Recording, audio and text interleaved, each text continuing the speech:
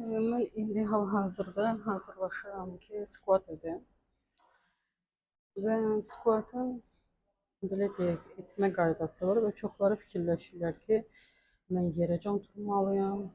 Ə, Yəni qanun belədir də.